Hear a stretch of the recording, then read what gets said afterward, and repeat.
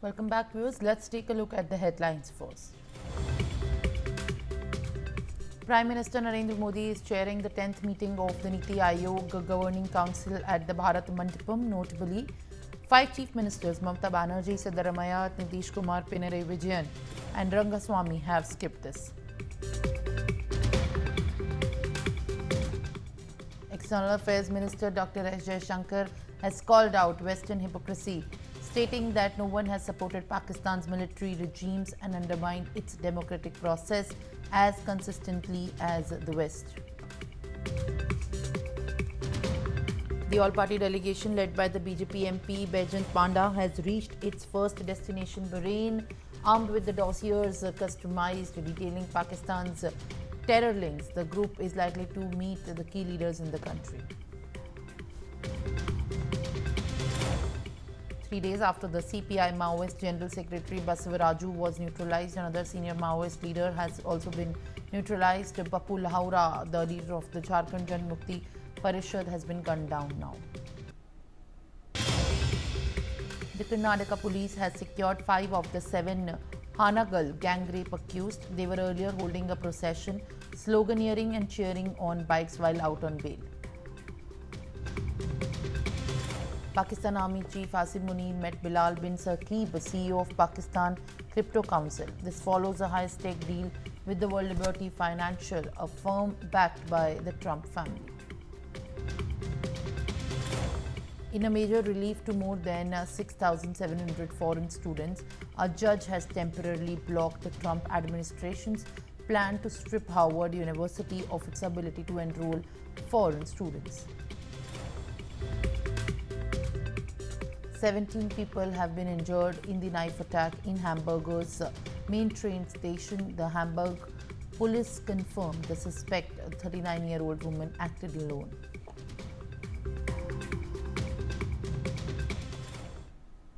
Now, viewers, the focus is back on the top story.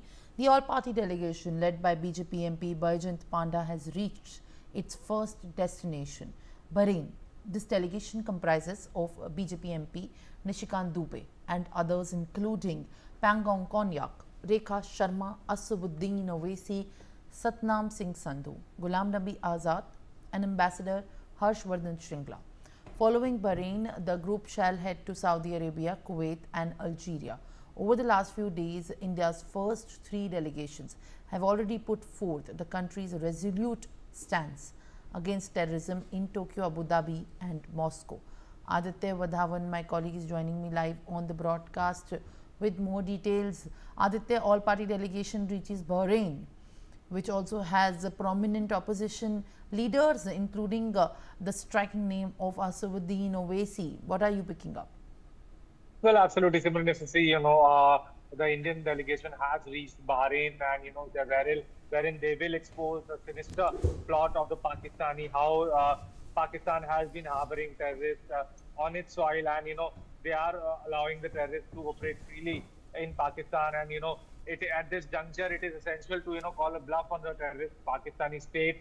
And if we see, Bahrain also, the diplomatic relations between India and Bahrain have been are excellent in the past, and now also going forward, this visit by the Indian delegation will further boost the bilateral ties between India and Bahrain, and it is expected that the Bahrain leadership will also condemn the terrorist state of Pakistan, the way it has been shielding top UN designated terrorists in the past also, and in the present also. Pakistan does protects the terrorists on its soil, and now it is this delegation was briefed by the Foreign Secretary Vikram Misri before arriving for Bahrain, and now it needs to be seen this will definitely pave a way for the global isolation of Pakistan, and it is pertinent at the moment that the world also knows that how Pakistan is shielding terrorists on its soil, and it is time has come that even the world has recognized that Pakistan supports terrorism. Yes, Simran. Well, all right, Aditya. Thank you very much for sharing more details on this. And now it's time to shift our focus to other developments. Lok Sabha LOP and Congress MP Rahul Gandhi is visiting Poonch and meeting the people of Jammu and Kashmir who have been affected by Pakistan's cross-border shelling. While the visuals right now on your screen are of Rahul Gandhi meeting with the residents of Poonch, whose house have been damaged by heavy shelling and also in fact damaged heavily by the Pakistan's drone attacks as well. Ajay Jandyal is joining me with more details. Ajay, what are you picking up? Rahul Gandhi, the Congress MP, is there in Poonch speaking to the families and the victims of the Poonch attack. Yes, Rahul Gandhi, visiting Poonch, and he's on one-day visit to Jammu's Poonch district, and this is the area where people, those who reside over there in the Poonch town, they are mostly affected because of the Pakistani shelling. After 6th and 7th night, when Indian forces they carried out attack on the terror launch pad in Pakistan and Pakistan-occupied Kashmir, the civilian of this area was targeted by Pakistan from across the line of control in Poonch, and 14 people have died. And but now Rahul Gandhi is visiting here, treating them, and definitely paying tribute to the those who have lost their life, and also condolences to the family members. He also, met with the school student of Christ School, which was also targeted from across. Not only the schools, but religious places, the houses that were on target of Pakistan during the intense shelling from across, and forces they have given a befitting retaliation to the Pakistani forces as well.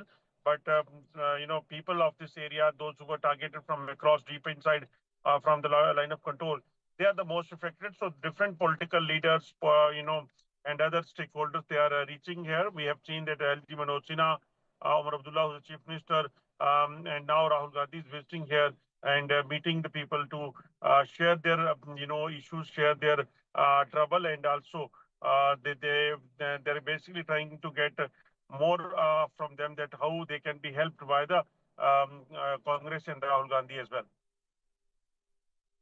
In fact, thank you very much for sharing more updates. Now, a CBI officer in Lucknow's Hazratganj had to pay a hefty price for uncovering a railway scam in the year 1993. He was shot at by the iron-tipped traditional arrow in broad daylight. The incident occurred around 11:15 a.m. on the 22nd of May at the main gate of the CBI office located on the Nawal Kishore Road in Hazratganj. This is one of the Lucknow's busiest area. Eyewitnesses were stunned as a man emerged from behind a tree, aimed at a wooden bow and released an iron-tipped arrow directly at the CBI ASI Virendra Singh. The arrow pierced his chest and knocking him to the ground. The accused, identified as Dinesh Murmu, was a former railway employee from Khadagpur, Munger district in Bihar. He was immediately overpowered by onlookers and handed over to the police. Sources said that Murmu nursed a grudge for over 3 decades after losing his job in a 1993 CBI-led railway trap case that helped investigators. Murmu is reportedly from a tribal community and worked as a junior employee in the Indian Railways. After his dismissal, he returned to his village and largely lived off the grind. Preliminary questioning is suggesting that he has spent months preparing for the attack and may have even practiced using the weapon in the isolated forest areas. All right, Abhishek Singh is joining me with more details. Abhishek, this is a very shocking case that's coming of, in fact, this attack from Hazratganj. The CBI officer shot at chest with an arrow. Right now, what remains to be the latest that you are picking up, as the condition of the CBI officer is being ascertained, as the accused has also been identified by the police? Yes, this is the shocking incident which occurred in the capital of UP, in Lucknow, and also in the headquarters of CBI of UP, in the busiest areas of Hazratganj. When the incident took place, Virendra Singh, who is a inspector in CBI, was doing his routine work, and a person disguised him as he was a complainant and wanted to file a complaint in the CBI office, entered the CBI headquarters, and he attacked and launched arrow on Virendra. Virendra got vitally injured. Because of that, the arrow penetrated his chest, 5 centimeters of wound, and he has quickly taken to the civil hospital of Lucknow. And the police at the time of the incident only apprehended the accused, the attacker, and then the whole story came out that he was accused of 1993 railway corruption case, which was investigated by Virendra Singh, and he was having a grudge on him, and for taking revenge, he has came all over from Bihar, and he has many times practiced with his bow and arrow how he will take his revenge and he will attack on him. And now the police has arrested him, and further investigations are undergoing. All right, Abhishek. Thank you very much with more updates. Now, there is a video that has gone viral of a group of men holding a procession, sloganeering and cheering on the bikes in Haveri in Karnataka. These 7 men in the video have actually been accused of gang raping a 26-year-old woman 16 months ago. Several men barged into the hotel room of an interfaith couple in Karnataka's Haveri, dragged the woman to a nearby forest and allegedly gang raped her. 21 months later, the 7 men were granted bail, and this was followed up by a triumphatic public procession featuring bikes, cars, music and celebrations. Now, the Karnataka Police has secured 5 of these accused and will be producing them before the court. Additionally, the police will apply for the cancellation of bail in the Hanagal gang rape case. Listen into what the SP of Haveri, Anshu Kumar, has said. In 2024 Hanagal gang rape case, 7 accused got bail on 20th of this month. After getting bail while coming from sub-jail to Akki Alur, they created nuisance and they conducted one celebration kind of rally. And they recorded the video and they put on social media. It came to the notice of police, and we have registered a case under Hanagal police station 84/25 under section 189(2), 191(2), 281, 351(2), 351(3) read with 190 BNS. We have secured 5 accused, and we will be producing him before the court. And also in Hanagal gang rape case, we will apply for bail cancellation based on the ground that he has violated his bail condition. Belly Thomas, my colleague, is joining me with more details. Belly, what is the investigation so far into this case has yielded, as these were the gang rape accused, and these men have been seen brandishing their bail that has been secured by pressure as well, and the gang rape accused have now been 5 of them have been caught by the Haveri police. What is the probe so far? Is the hunt for the rest of the 2 is still on? Absolutely, Simran. This particular case that was registered on January 7th, 2024, it was a gang rape case involving a group of people from the minority community, moral policing, who had history as a habitual offenders and involved in moral policing incidents, have had confronted this particular interfaith couple at a lodge, and then indulged in the crime, and they were arrested, and for 16 months they were in jail, after which the Haveri Sessions Court granted them bail based on the survivor unable to identify the accused persons, and that was the time when these people were released on bail on May 20th, where their videos from them walking out of jail have been captured, and then 25 kilometers from Haveri sub-jail to the Akki Alur village where they were living. It was about 25 to 30 kilometers. There was a convoy of around 5 high-end cars and 20 two-wheelers with all their supporters capturing videos of these accused with captions on social media stating that, bhai log वापस आ गया and come home, and welcoming them. It was a celebratory procession that was held, literally a road show in Haveri for these gang rape accused, and this went viral on social media, and the Haveri police have taken a suo moto case stating that they have violated the bail conditions, and they have booked all of them for violating, and another FAR has been registered, and 5 people have been arrested, and 2 people, two of the accused have gone absconding until now. A team has been sent for nabbing them as well. So having said that, the Haveri District Police have registered a case, and they have taken all of these accused and re-arrested them in this case, and further legal proceedings will continue on them, Simran. All right, Belly, thank you very much with more updates that you have in fact shared. Now, the Border Security Force troops have neutralized a Pakistani intruder attempting to enter Indian territory in the Banaksthana district in Gujarat. The Gujarat BSF troops spotted one suspicious person advancing towards the border fence after crossing the international border.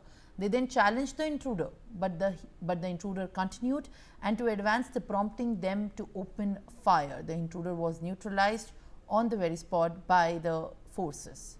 Jatin Rawal is joining me with more details. Jatin, what are you picking up? This is the latest of the casualties that have suffered in the Pakistani intruder case by the BSF at the international border in the state of Gujarat. Share more details.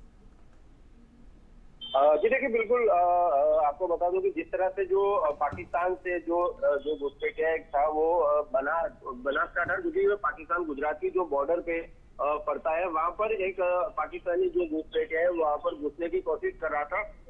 Army के जवानों ने उसको वहां से चेतावनी भी दी कि वहां पर वो रुक जाए, लेकिन वो लगातार जो है वो चले जा रहा था। उसी बीच जो है आर्मी के जवानों के द्वारा जो है वो फायरिंग की गई थी, और इसी फायरिंग में जो पाकिस्तानी जो घुसपैठिया था वो मारा गया था। हालांकि अभी भी उसकी जांच जो है वो चल रही है, लेकिन अभी भी उसके पास से कोई जानकारी जो है वो जो उसके पास से कुछ भी अभी बरामद नहीं हुआ है।